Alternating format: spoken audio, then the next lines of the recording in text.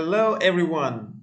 In this video, I am planning to give you a few useful tips about your speaking exams. Let's start with the first tip. When you enter the exam room, stay calm, smile, and greet your examiners and take your seat when you're asked to. Your exam will most probably start with some warm-up questions. Don't forget that your exam has not started yet, and don't panic here. These warm-up questions are not graded. The examiners will ask you some easy and general questions about you so that you feel more comfortable. For example, you can hear these questions. Hello, how are you? What's your name? Where are you from? What's your department? And so on. Or they can simply ask you to talk about yourself by asking, could you introduce yourself, please? Here we go to the next tip. You are expected to use full sentences. Don't give short answers. For instance, when you hear, where are you from? Don't just give short answers like, I'm from Adana. Most of my students do that, and they start to wait for the next question. Don't stop here. It's a big and beautiful city in the south of Turkey. Would follow, I'm from Adana. And please do avoid short answers like, do you play any sports?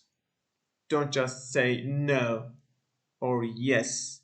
Instead, you can give more details like, no, I don't play any sports.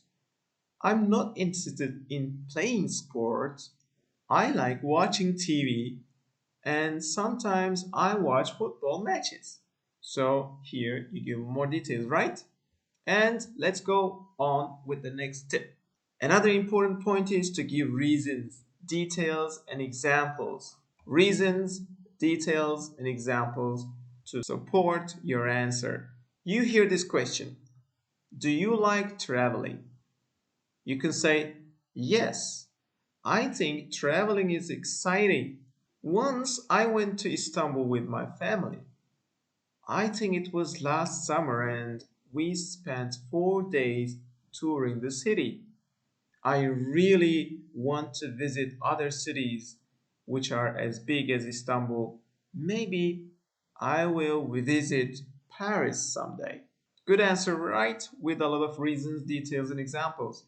Here we come to our next tip. Of course, you may not understand what an examiner asks or says. Then what will you do? Don't panic again.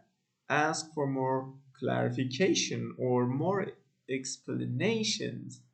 If you don't understand the question, ask the examiner kindly to repeat it or explain. For example, you could say, could you repeat the question, please? Or, could you say that again, please? Or, could you ask the question in another way? Here we come to the next tip.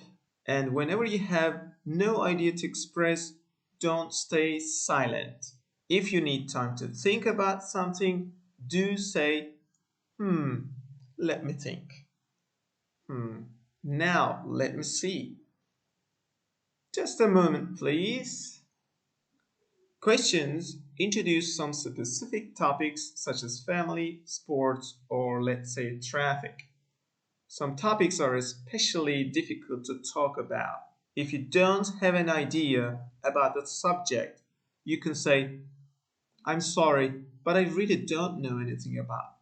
Or, is it possible to have another topic, please? And then, when all is done, don't forget to say goodbye to your examiners. Thanks for watching and good luck with your tests.